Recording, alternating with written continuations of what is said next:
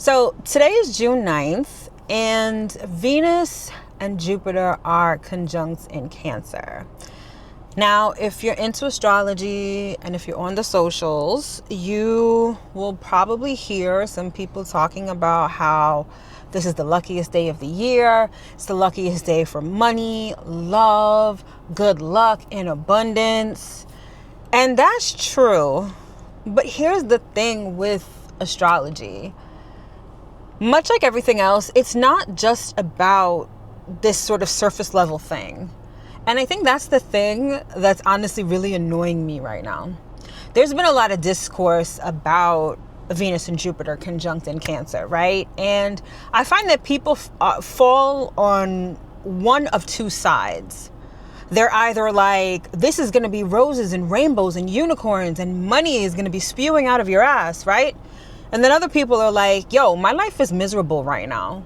So I don't know what people are talking about when it comes to all of this positivity and abundance. And here's the thing, neither side is wrong necessarily. It's just that astrology is a lot more nuanced than that. That's why, again, this discourse is so damn annoying. Because yes, textbook definition of this kind of transit is very positive. Venus and Jupiter are what's known as benefics. They're the most positive planets when it comes to astrology, right? So if they're like really like next to each other, which is what a conjunction is, yes, it's going to bring a lot of positivity.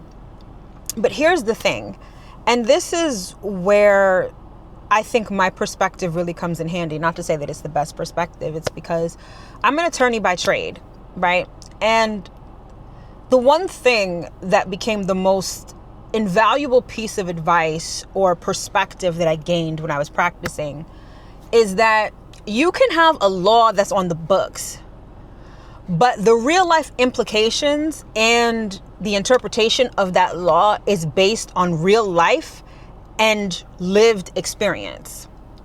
So what is put on paper isn't always how it turns out in reality. We know this, right? That's why we have trials. That's why laws are repealed or amended, because one day you say X, Y, and Z, and then when you apply X, Y, and Z to real life, it turns out kind of different.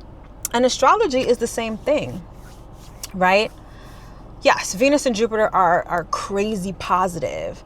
But if you don't have the capacity to receive, if you don't have the capacity to expand, you're not going to capitalize on all of this positivity and unicorn shit that everyone's talking about right now. So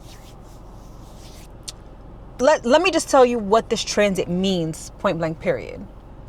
Venus and Jupiter conjunct in Cancer. Cancer is a cardinal water sign. Water has to do with emotions. So this very positive transit has a lot to do with our emotions. It's the attraction of emotions. So it could be the attraction of love, of joy, of peace, of harmony. It could also be the attraction of grief, sadness, anger, frustration. Whatever you are feeling now is what you're going to be attracting. Then we've got Jupiter. Jupiter is about expansion and abundance, right? But when we hear abundance, I think a lot of us automatically think money. No, abundance is just a lot.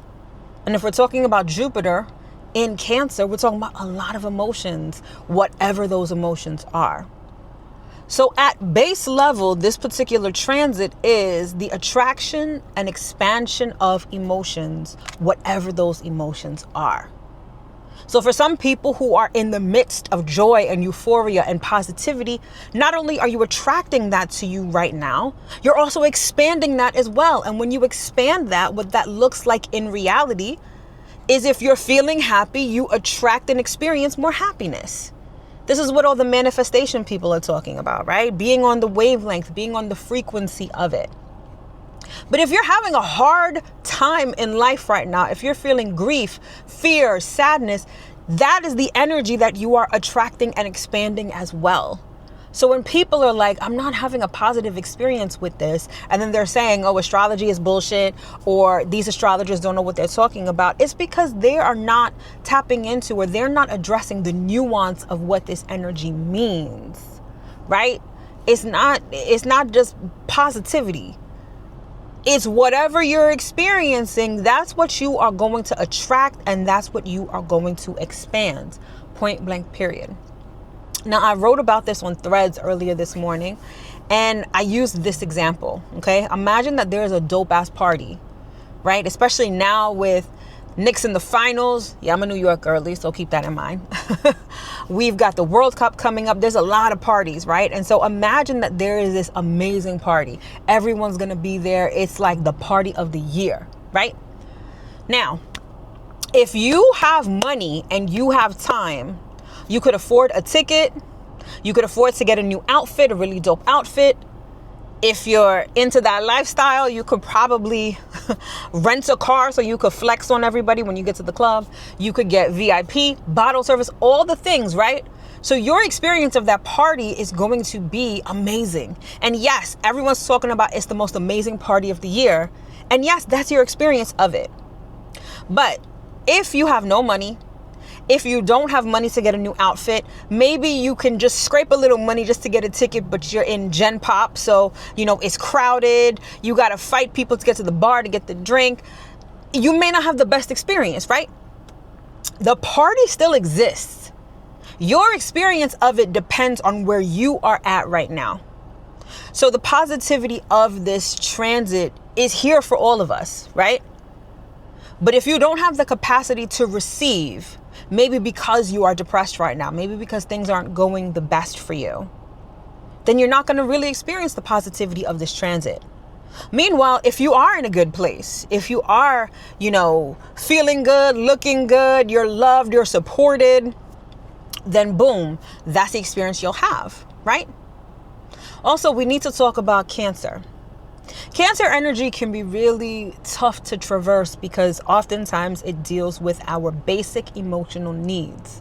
Things like love, acceptance, things that when I think about Cancer energy, I think about things that we typically would receive from a loving mother, right? Nurturing, development. Those are the feelings, those are the things that are going to be coming up at this transit, right?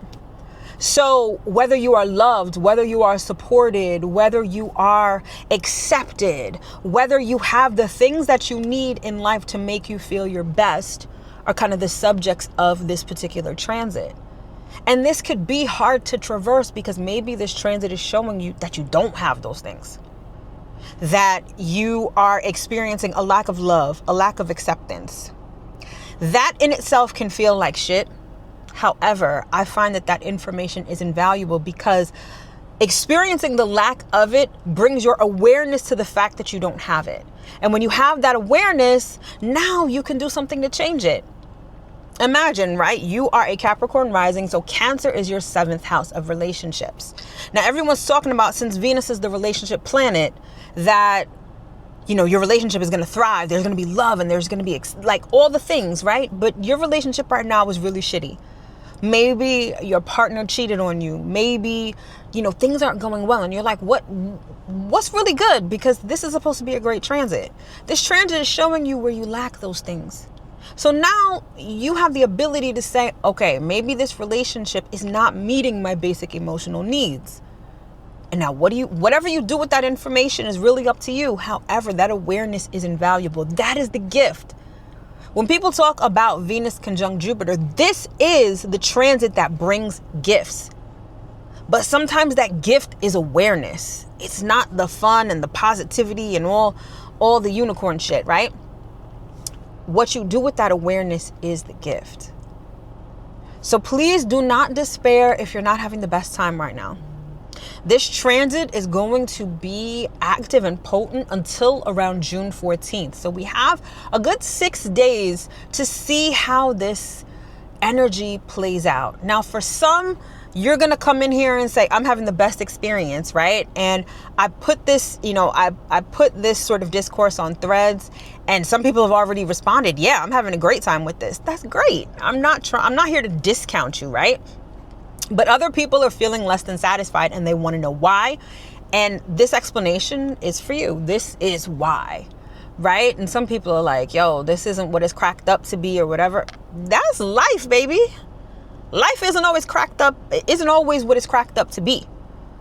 But that doesn't mean that the positivity doesn't exist. That doesn't mean that, you're automatically doomed to have horrible situations and a horrible life experience.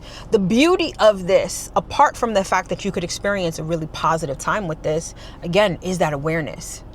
And that awareness could lead you to make changes. It could lead you to change your situation.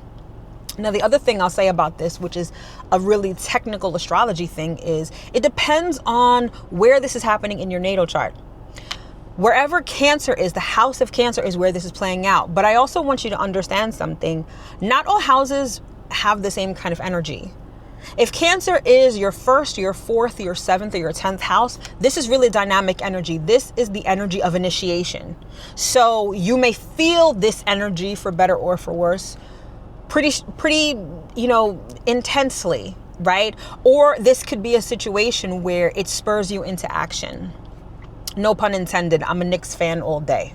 However, if Cancer is your second, your fifth, your ninth, or your 11th, these are houses where things stabilize. So it may not be this influx of positivity. It may give you the opportunity to stabilize that kind of energy. And then if you have this, if you have Cancer as your third, your sixth, your 8th or your 12th, right? I know it's 3, 6, 9, 12. So basically, let me start over. So if you have Cancer in your first, your fourth, your 7th, or your 10th, you're going to feel this intensely, and it's going to spark action of some sort. If you have it in your second, your 5th, your 8th, or your 11th, this is more about stabilizing this energy. And then if you have Cancer as your third, your 6th, your 9th, or your 12th, this is where the energy is kind of waning, where you're probably letting go of things, or you may not be experiencing it at all, right? So placement matters, where it's in your natal chart. Your own lived experience matters. Your particular reality matters. This is the nuance that a lot of these hot takes or contrarian thoughts or think pieces seem to miss, okay? So here's my advice for this particular transit. If you're not experiencing in the best way, take some time to address what is coming up. That's the information, that's the awareness that shows you perhaps what action to take, what to change, what to omit, or what to add, right? If you're experiencing the positive side of this, keep doing what you're doing. The one thing I'll say is that Cancer energy, it reminds me of planting a seed that you're devoted to watering and nurturing over time. So if anything, whether you're experiencing this positively or negatively, plant a seed today, an emotional seed. This is where the manifestation comes in, and this is where it gets a little woo-woo, right? Whatever you want to feel, whatever you want to experience, plant that seed today. And keep the emotional waters watering this seed. Meaning, if you're not having the best relationship situation right now, the best relationship life experience, plant the seed of a healthy relationship and water it with good emotions. Okay? This is a seeding moment. Because remember, Cancer is a cardinal sign. That's the sign of initiation. So regardless of where it's happening in your natal chart, you can initiate something based on your emotions. So use it for that. Okay? So I just had to give this little rant because I'm not even gonna lie, this shit was really annoying me with people talking about this is the best day ever and this is so positive. And I'm like, girl, not everyone is gonna experience it that way. And I wanted to explain why. So hopefully I did in this short little impromptu video as I'm running my errands out here in these streets. But if this resonated with you, let me know in the comments how you're experiencing Venus conjunct Jupiter in Cancer, okay? Also, this is how I work. This is how I actively work with my clients. This isn't just astrology textbook for the sake of it, or these generalizations that really don't apply to you. This is looking at your lived experience and using the astrology not only to understand it, but to change it if that's what you would like to do. This is how I actively work with my clients. And so if you are interested in working with me, then book a clarity call. We can talk about your situation. We could talk about whatever. We could talk about, what you're experiencing, what you want to experience, what you have experienced, and how I could use my services, perhaps, to help you. All right. So if you're interested, the link to book a clarity call is in the description box below. All right. I'm signing out because this is getting really long, but I just wanted to pop in and let you know how I felt about this situation, because I don't want you out here delusional and really out of touch with reality, or hella depressed because everyone else seems to be on this happy-go-lucky train and you aren't. So hopefully I did that in this video. All right, y'all. I'll catch y'all in the next one. Peace.